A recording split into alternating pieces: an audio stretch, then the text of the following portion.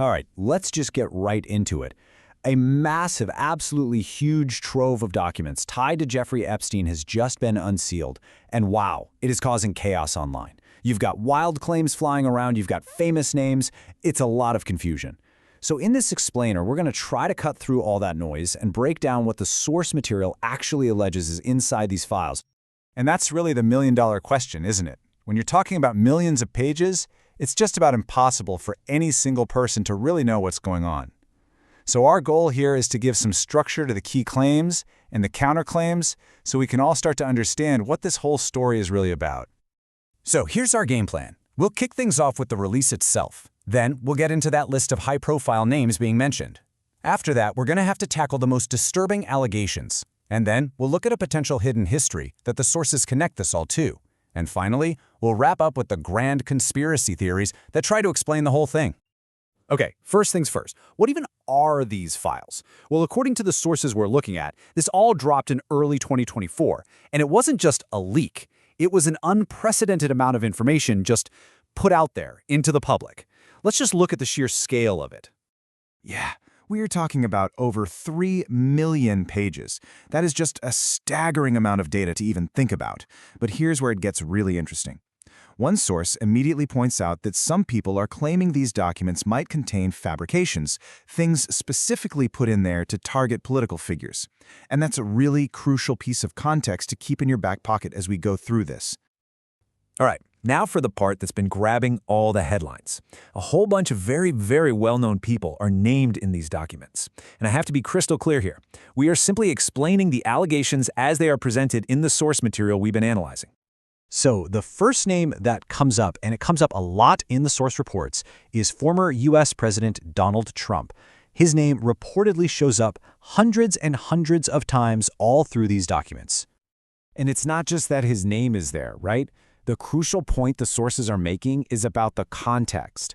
They cite an alleged FBI list that details sexual abuse allegations against him, and they say his name is linked directly to that context within these newly released files.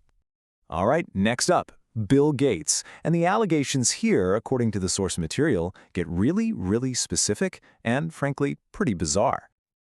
So, according to the source, the documents allege he talked with Epstein about wanting Russian girls, that he got an STD and was desperately asking Epstein for help getting antibiotics, and even that he described his private parts in an email. But, and this is absolutely critical, the source also points out that Bill Gates has completely rejected all of this. He's called the claims fabricated falsehoods, basically stuff made up to ruin his reputation. And believe me, the list does not stop there. The sources we're explaining today name a whole range of figures from the world of tech, global politics, even film. And this slide, wow, it really lays out the pattern you see over and over in the source material. Allegation followed by a rebuttal. You have Elon Musk, who allegedly emailed about the wildest party, but his side of the story, per the source, is that he thought it was a diplomatic thing, and he was actually trying to expose Epstein. Then there's Indian Prime Minister Narendra Modi allegedly taking this bizarre advice from Epstein, which his ministry just calls trash. And you even have the director Murinair, noted as having been at a party at Ghislaine Maxwell's house. Each name has its own story, and, very often, a very firm denial. Okay, we need to pause here for a second. The next section, it gets incredibly dark and disturbing. So just a heads up. What we're about to discuss comes directly from the source material, which is citing what it claims is an internal FBI email. So the source quotes this alleged interview summary with a supposed victim. He describes being on a yacht and witnessing babies being killed, dismembered, and then consumed in what he called a ritualistic sacrifice. And the document then states that this victim named former U.S. President George H.W. Bush as someone who was there. I have to say this again, and it is so important. This is a completely unverified claim. The sources themselves make it clear that the authenticity of this document cannot be independently verified. We are only presenting it because it is a core part of the analysis in the material that we're explaining today. But a claim this explosive doesn't just hang there in a vacuum, right? The sources we're looking at argue it plugs into a much bigger, much older story, one that has been officially debunked. So to get what they're saying, you have to know about something called the Satanic Panic. This was this wild period back in the 1980s, filled with all these allegations of satanic ritual abuse. Now, the mainstream official story today is that it was all mass hysteria, a social delusion that was totally discredited later on. And this is where things get, well, kind of weird. The source material highlights this major contradiction. You see here in 1988, the U.S. Department of Justice was apparently taking this so seriously that it put out an official training manual for law enforcement called Satanic Cult Awareness. But then, just 4 years later, a famous FBI report comes out and basically shuts the whole thing down, calling it all hysteria.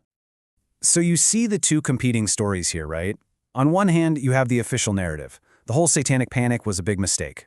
But the counter-narrative that's presented in these sources is that the threat was very real, it was being investigated at the highest levels, and that the 1992 FBI report was basically part of an intentional campaign to cover it all up. So where does this all lead? How do all these different threats, the famous names, these awful claims, this hidden history, how do they all come together? Well, the sources try to tie it all into one huge overarching conspiracy.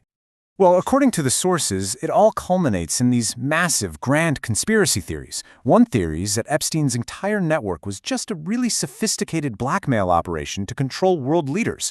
Another is that this specific release was timed to put pressure on political figures, say on foreign policy issues like Iran.